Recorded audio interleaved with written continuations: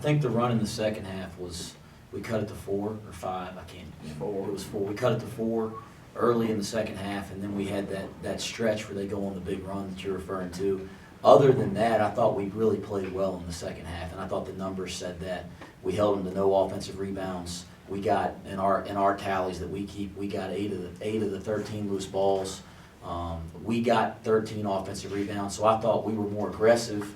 We played with better energy. We were certainly more focused. We got to the free throw line more. So I thought, other than that stretch in the second half, we were pretty darn good there for most of the second half. I thought the first half, you know, there was a stretch there where they made the run, but I thought we were bad the entire half. I thought we came out with bad energy. We weren't communicating. We weren't focused.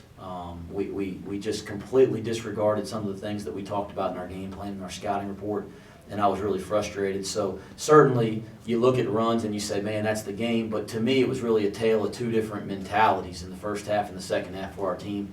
Basketball's a game of runs. You're going to give some up, but when you looked at the way we played in the first half, it was inevitable that we were going to put ourselves in a hole.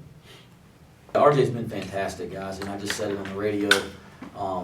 I'm not in a good mood. I'm not happy that we didn't compete for 20 minutes tonight, but the way that RJ's been playing individually over the last 2 or 3 weeks, you know, it's been a really bright spot for our team.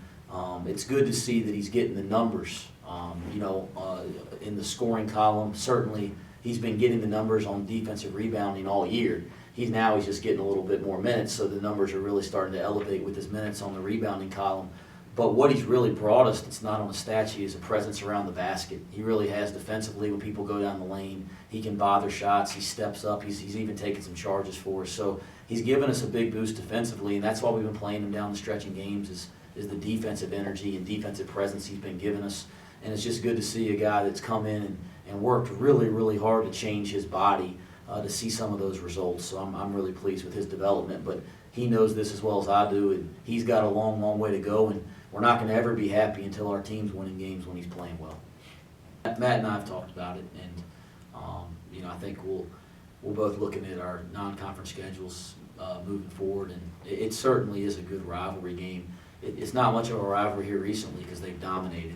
You know, I always say a rivalry, both teams got to win games, and right now we haven't won games, but it is a good game because of the proximity, and obviously it gets good interest locally, so it's something that we'd like to continue from our end.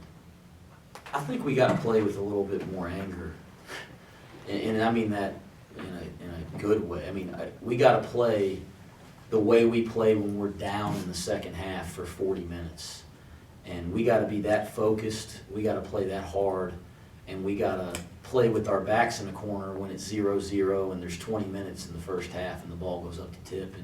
And until I see that kind of mentality, I'm not going to feel good when we lose a game. You know, I got no problem when we leave it out there on the floor and we play with great effort and focus and we don't win. I can go to sleep at night, but it's hard to go to sleep when you don't think you competed for 20 minutes.